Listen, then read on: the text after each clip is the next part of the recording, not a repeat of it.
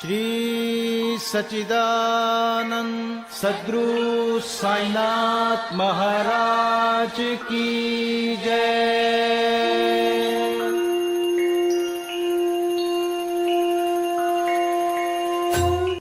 नहीं दरकार किसी मरहम की मेरे जख्म मिटाने के लिए, तेरी एक झलक ही काफी है साईं मेरे ठीक हो जाने के लिए। ओम श्री साईनाथाय नमः। आदरणीय साईं भक्तों, आप सभी को हृदय की गहराइयों से सादर प्रणाम। साईं ज्ञान गंगा के सभी एपिसोड्स को पसंद करने के लिए आपका दिल से आभार। आशा करते हैं कि साईं ज्ञान गंगा का ये नया वीडियो भी आपको अवश्य पसंद आएगा। पसंद आने पर आप इस वीडियो को लाइक कीजिएगा, ज्यादा से ज्यादा शेयर कीजिएगा, और यदि आपने अभी तक हमारे चैनल को सब्सक्राइब नहीं किया है तो प्लीज अभी सब्सक्राइब कीजिएगा। तो आइए शुभारंभ करते हैं साईं ज्ञान गंगा का। इस सृष्टि में स्थूल, सूक्ष्म, चेतन और जड़ आदि जो कुछ भी दृष्टिगोचर हो रहा है वो सब एक ब्रह्म है, और इसी एक अद्वितीय वस्तु ब्रह्म को ही हम भिन्न भिन्न नामों से संबोधित करते तथा भिन्न भिन्न दृष्टियों से देखते हैं। जिस प्रकार अंधेरे में पड़ी हुई एक रस्सी या हार को हम भ्रमवश सर्प समझ लेते हैं, उसी प्रकार हम समस्त पदार्थों के केवल ब्रह्म स्वरूप को ही देखते हैं, न कि उनके सत्य स्वरूप को। एकमात्र सद्गुरु ही हमारी दृष्टि से माया का आवरण दूर कर हमें वस्तुओं के सत्य स्वरूप का यथार्थ में दर्शन करा देने में समर्थ हैं। इसलिए आओ हम श्री सद्गुरु साईनाथ महाराज की उपासना कर उनसे सत्य का दर्शन कराने की प्रार्थना करें, जो कि ईश्वर के अतिरिक्त और कुछ भी नहीं है। सद्गुरु बिन नहीं ब्रह्म मिले, लाख जतन मन भाव। सद्गुरु कृपा होए जब, ब्रह्म दर्श तुत पाव। ब्रह्म दर्श तुत पाव। साईं ओम, साईं ओम, साईं ओम, साईं ओम। ओम साईं श्री साईं जय जय साईं। ओम साईं श्री साईं जय जय साईं। ओम साईं श्री साईं जय जय साईं। ओम साईं श्री साईं जय जय साईं। ओम साईं श्री साईं जय जय साईं। ओम साईं श्री साईं जय जय साईं। अब आगाज आंतरिक पूजन का। श्री हेमाड पंत उपासना की एक सर्वथा नवीन पद्धति बताते हैं। वे कहते हैं कि सद्गुरु के पाद प्रक्षालन के निमित्त आनंद अश्रु के उष्ण जल का प्रयोग करो। उन्हें सत्य प्रेम रूपी चंदन का लेप कर दृढ़ विश्वास रूपी वस्त्र पहनाओ तथा अष्ट सात्विक भावों के स्थान पर कोमल और एकाग्र चित्त रूपी फल उन्हें अर्पित करो। भाव रूपी तिलक उनके श्री मस्तक पर लगा भक्ति की धोती बांध अपना मस्तक उनके चरणों पर रखो।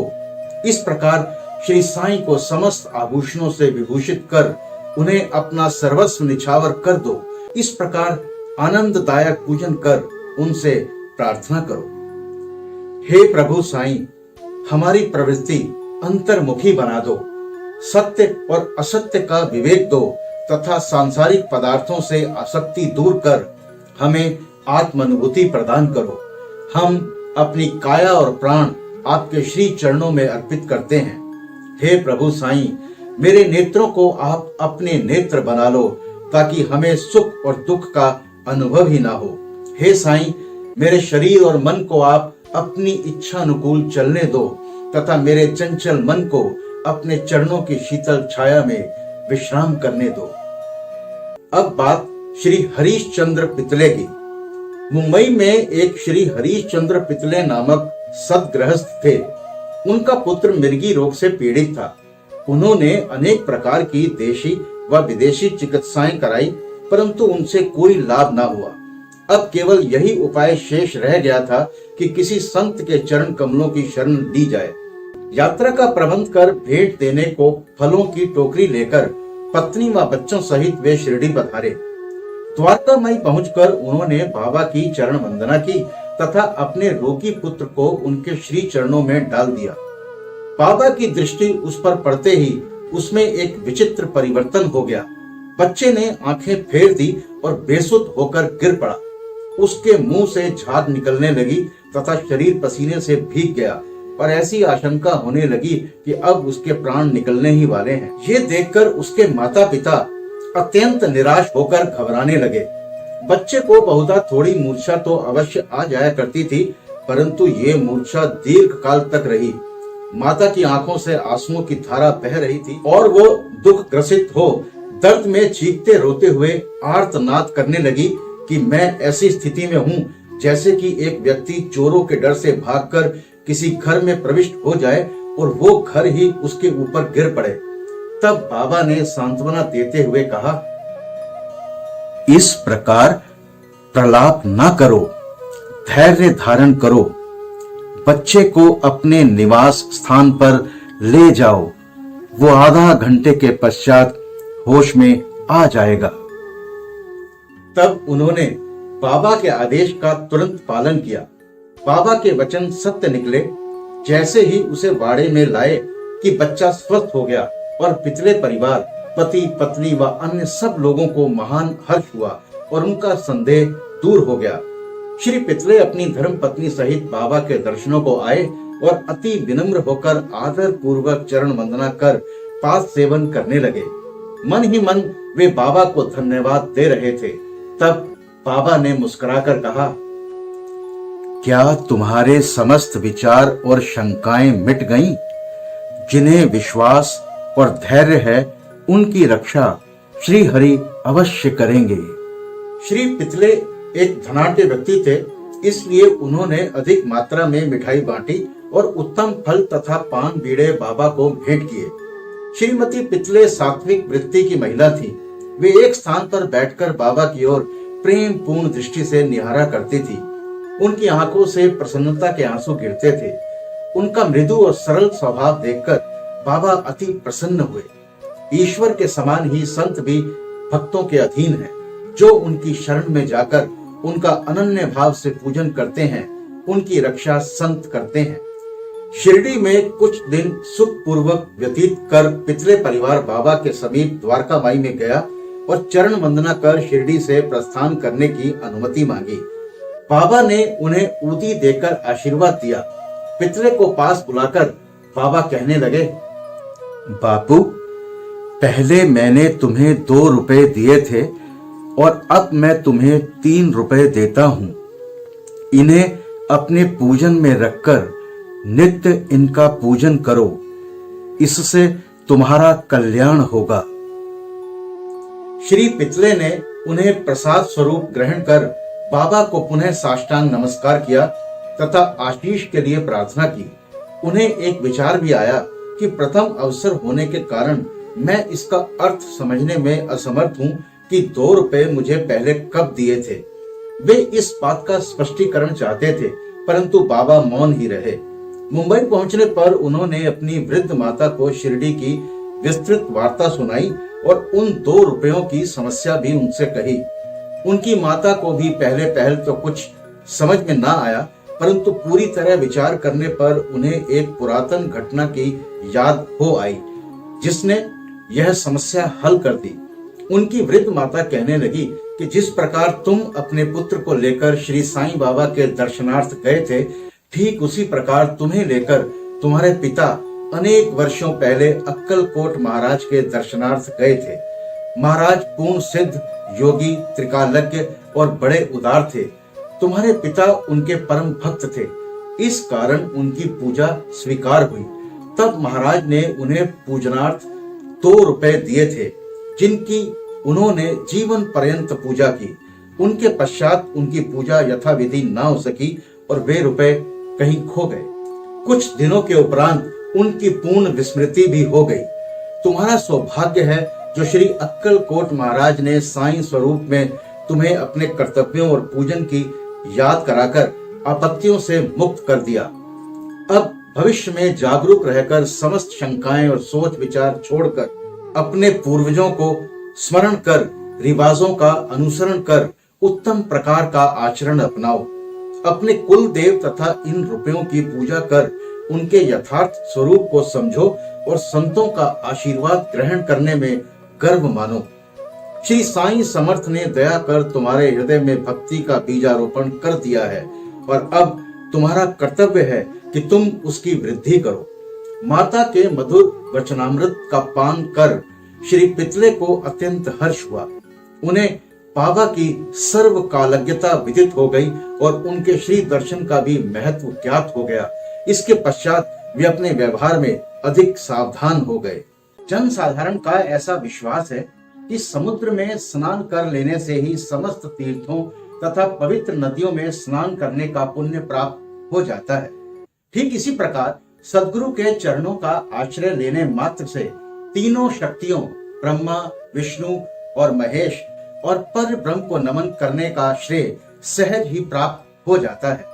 श्री सच्चिदानंद साईनाथ महाराज तो भक्तों के लिए कल्पतरु, दया के सागर और आत्मानुभूति देने वाले हैं। भक्तों को जिस ग्रंथ विशेष का पारायण करना होता था उसे वे बाबा के कर कमलों में भेंट कर देते थे और यदि बाबा उसे अपने कर कमलों से स्पर्श कर लौटा देते तो वे उसे स्वीकार कर लेते थे। उनकी ऐसी भावना हो जाती थी कि ऐसे ग्रंथ का यदि नित्य पठन किया जाएगा तो बाबा सदैव उनके साथ ही होंगे। एक बार काका महाजनी श्री एकनाथी भागवत लेकर शिरडी आए। श्यामा ने ये ग्रंथ अध्ययन के लिए उनसे ले लिया और उसे लिए हुए वे द्वारका माई में पहुंचे। तब बाबा ने ग्रंथ श्यामा से ले लिया और उन्होंने उसे स्पर्श कर कुछ विशेष पृष्ठों को देखकर उसे संभाल कर रखने की आज्ञा देकर वापस लौटा दिया। श्यामा ने उन्हें बताया कि ये ग्रंथ तो काका साहब का है और उन्हें इसे वापस लौटाना है। तब बाबा कहने लगे, नहीं नहीं, ये ग्रंथ तो मैं तुम्हें दे रहा हूं, तुम इसे सावधानी से अपने पास रखो, ये तुम्हें अत्यंत उपयोगी सिद्ध होगा। कुछ दिनों के पश्चात काका महाजनी पुनः श्री एकनाथी भागवत की दूसरी प्रति लेकर आए और बाबा के कर कमलों में भेंट कर दी, जिसे बाबा ने प्रसाद स्वरूप लौटाकर उन्हें भी उसे सावधानी से संभाल कर रखने की आज्ञा दी। साथ ही बाबा ने उन्हें आश्वासन देते हुए कहा, तुम इस ग्रंथ को संभाल कर रखना, ये तुम्हें उत्तम स्थिति में पहुंचाने में निश्चित ही सहायक सिद्ध होगा। काका ने उन्हें प्रणाम कर उसे स्वीकार कर लिया। अब बात श्यामा और विष्णु सहस्त्र नाम की। श्यामा बाबा के अंतरंग भक्त थे, इस कारण बाबा उन्हें एक विचित्र ढंग से विष्णु सहस्त्र नाम प्रसाद रूप में देने की कृपा करना चाहते थे। तभी एक रामदासी आकर कुछ दिन शिरडी में ठहरा।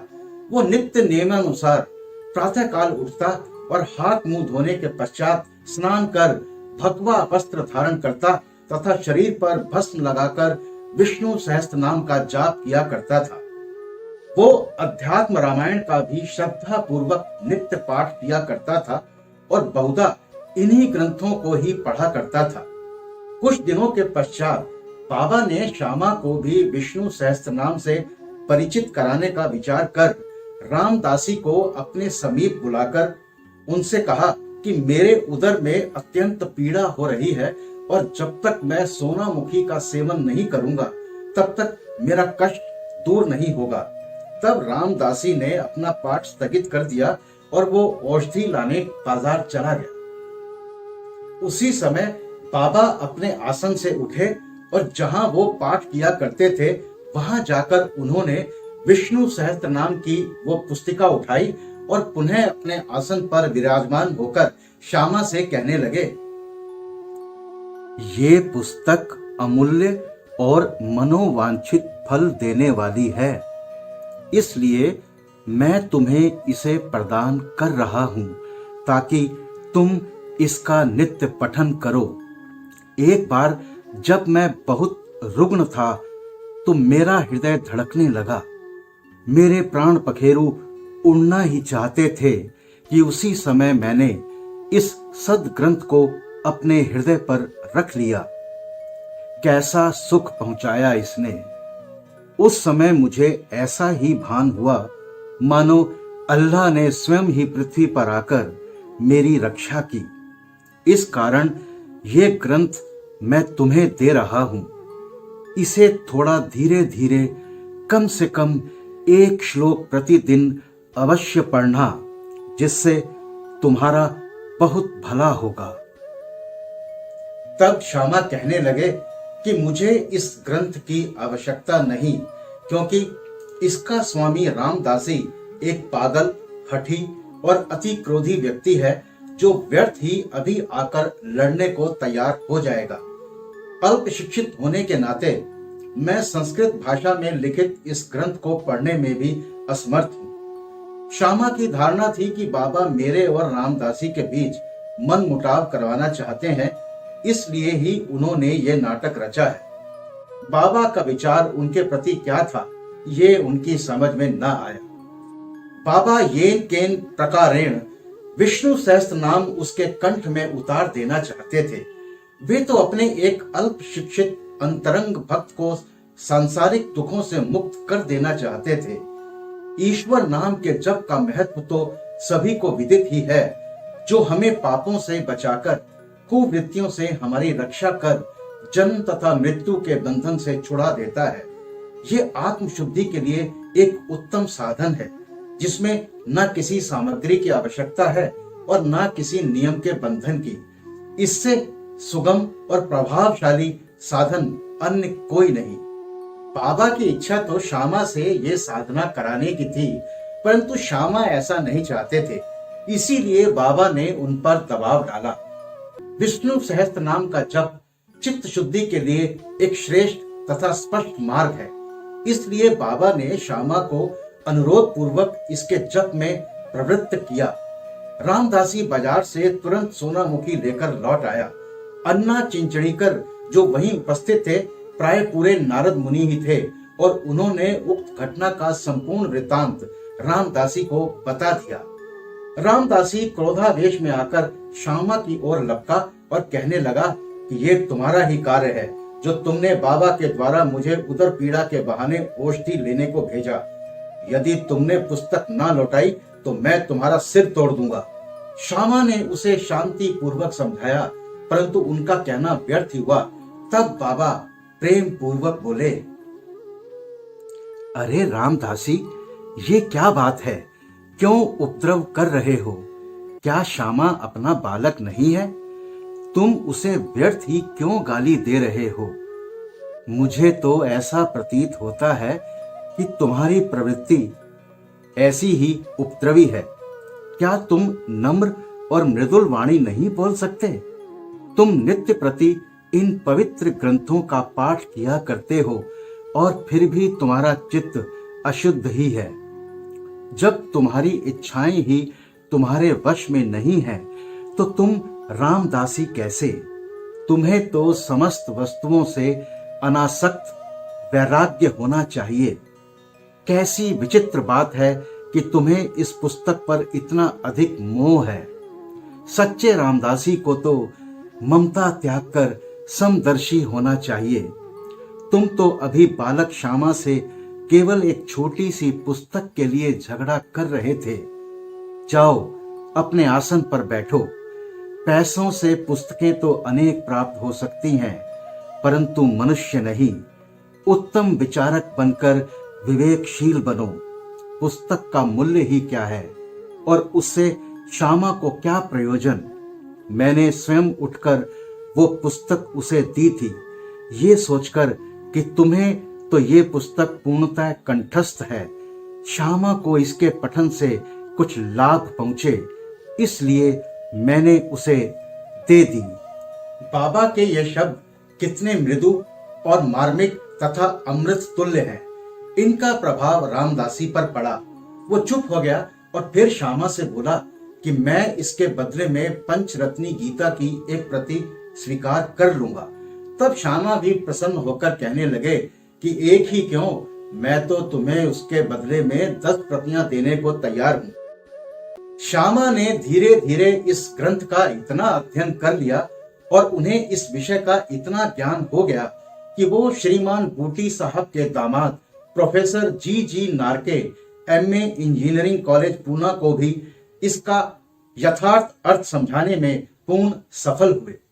एक बार श्री दादा साहेब खापर्डे सकुटुंब शिरडी आए और कुछ मास वहीं ठहरे। दादा कोई सामान्य व्यक्ति ना थे। वे एक धनाढ्य और अमरावती बरार के सुप्रसिद्ध वकील तथा केंद्रीय धारा सभा दिल्ली के सदस्य थे। वे विद्वान और प्रवीण वक्ता भी थे।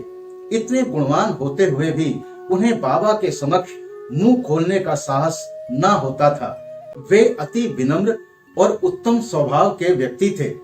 दादा साहेब विद्यारण्य स्वामी द्वारा रचित पंचदशी नामक प्रसिद्ध संस्कृत ग्रंथ, जिसमें अद्वैत वेदांत का दर्शन है, उसका विवरण दूसरों को तो समझाया करते थे, परंतु जब वे बाबा के समीप द्वारका माई में आए तो वे एक शब्द का भी उच्चारण न कर सके। यथार्थ में कोई व्यक्ति चाहे वो जितना वेद वेदांतों में पारंगत क्यों ना हो, परंतु ब्रह्म पद को पहुंचे हुए व्यक्ति के समक्ष उसका शुष्क ज्ञान प्रकाश नहीं दे सकता। दादा 4 मास तथा उनकी पत्नी 7 मास वहां ठहरी। वे दोनों अपने शिरडी प्रवास से अत्यंत प्रसन्न थे। श्रीमती खापर्डे श्रद्धालु तथा पूर्ण भक्त थी, इसलिए उनका साईं चरणों में अत्यंत प्रेम था। प्रतिदिन दोपहर को वे स्वयं नैवेद्य लेकर द्वारका माई को जाती और जब बाबा उसे ग्रहण कर लेते तभी वे लौटकर अपना भोजन किया करती थी। बाबा उनकी अटल श्रद्धा की झांकी का दूसरों को भी दर्शन कराना चाहते थे। एक दिन दोपहर को वे सांजा, पूरी, भात, साग, खीर और अन्य भोज्य पदार्थ लेकर द्वारका माई में आई। और दिनों तो भोजन प्राय घंटों तक बाबा की प्रतीक्षा में पड़ा रहता था, परंतु उस दिन वे तुरंत ही उठे और भोजन के स्थान पर आकर आसन ग्रहण कर लिया और थाली पर से कपड़ा हटाकर उन्होंने रुचि पूर्वक भोजन करना आरंभ कर दिया। तब श्यामा कहने लगे कि ये पक्षपात क्यों? दूसरों की थालियों पर तो आप दृष्टि तक नहीं डालते, उल्टे उन्हें फेंक देते हैं, परंतु आज इस भोजन को आप बड़ी उत्सुकता और रुचि से खा रहे हैं। आज इस बाई का भोजन आपको इतना स्वादिष्ट क्यों लगा? ये विषय तो हम लोगों के लिए एक समस्या बन गया है। तब बाबा ने इस प्रकार समझाया, सचमुच ही इस भोजन में एक विचित्र बात है। पूर्व जन्म में ये बाई एक व्यापारी की मोटी गाय थी जो बहुत अधिक दूध देती थी। पशु योनि त्याग कर इसने एक माली के कुटुंब में जन्म लिया। उस जन्म के उपरांत फिर ये एक क्षत्रिय वंश में उत्पन्न हुई और इसका ब्याह एक व्यापारी से हो गया। दीर्घ काल के पश्चात इनसे भेंट हुई है, इसलिए इनकी थाली में से प्रेम पूर्वक 4 ग्रास तो खा लेने दो। ऐसा कहकर बाबा ने भर पेट भोजन किया और फिर हाथ मुंह धोकर तृप्ति की 4-5 टकारे लेकर वे अपने आसन पर पुनः आ विराजे। श्रीमती खापर्डे ने बाबा को नमन किया और उनके पाद सेवन करने लगी। बाबा उनसे वार्तालाप करने लगे और साथ साथ उनके हाथ भी दबाने लगे। इस प्रकार परस्पर सेवा करते देख श्यामा मुस्कुराने लगा और बोला कि देखो तो ये एक अद्भुत दृश्य है कि भगवान और भक्त एक दूसरे की सेवा कर रहे हैं। उनकी सच्ची लगन देखकर बाबा अत्यंत कोमल तथा मृदु शब्दों में अपने श्री मुख से कहने लगे, अब सदैव राजा राम का जप किया करो, और यदि तुमने इसका अभ्यास क्रमबद्ध कर लिया तो तुम्हें अपने जीवन के ध्येय की प्राप्ति अवश्य हो जाएगी।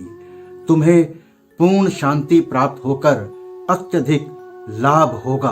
बाबा के वे शब्द कितने शक्तिशाली और प्रभावकारी थे जो एक क्षण में ही हृदय कमल में प्रवेश कर गए और वहां अंकुरित हो उठे। ये घटना गुरु शिष्य संबंध के आदर्श की द्योतक है। गुरु शिष्य दोनों को एक दूसरे को अभिन्न जानकर प्रेम और सेवा करनी चाहिए, क्योंकि उन दोनों में कोई भेद नहीं है। वे दोनों अभिन्न और एक ही हैं, जो कभी पृथक नहीं हो सकते। शिष्य गुरुदेव के चरणों पर मस्तक रख रहा है, ये तो केवल बाह्य दृश्य मात्र है। आंतरिक दृष्टि से दोनों अभिन्न और एक ही हैं, तथा जो उनमें भेद समझता है वो अभी परिपक्व और अपूर्ण ही है। अगर आपको ये वीडियो पसंद आया तो इसे लाइक अवश्य कीजिएगा और ज्यादा से ज्यादा शेयर कीजिएगा। और यदि आपने अभी तक हमारे चैनल को सब्सक्राइब नहीं किया है तो प्लीज अभी सब्सक्राइब कीजिएगा। तो मिलते हैं आपसे साईं ज्ञान गंगा के अगले एपिसोड में श्री साईं सचरित्र के एक नए अध्याय के साथ। तब तक मस्त रहिए, स्वस्थ रहिए, साईं नाम जपते रहिए। बाबा सबका भला करेंगे। ओम श्री साईनाथाय नमः। अनंत कोटि ब्रह्मांड नायक राजाधिराज योगी राज पर ब्रह्म श्री सच्चिदानंद सद्गुरु साईनाथ महाराज की जय।